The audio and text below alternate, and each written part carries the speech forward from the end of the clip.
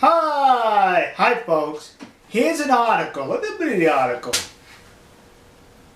And this article is about China, what they recently declared.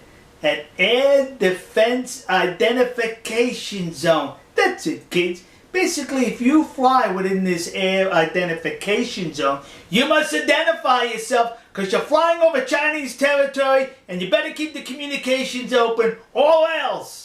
Yeah, they'll blast you out of the sky if you fly over their territory and don't identify yourself as in this identification zone. And that's cool. I can understand that. You fly over someone's territory, you need to identify yourself. And that's what they're claiming here. But there's just a little bitty problem.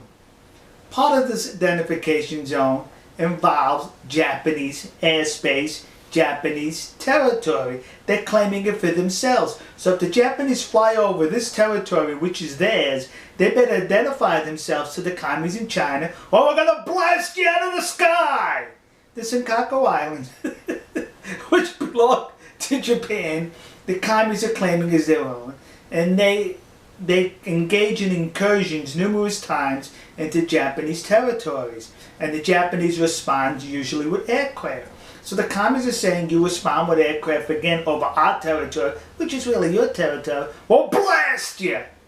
Now why would the commies want to engage or initiate an armed conflict with the Japanese? And most likely, be realistic with you, if something did happen where there's shooting involved, it'll probably last a day or two and stop.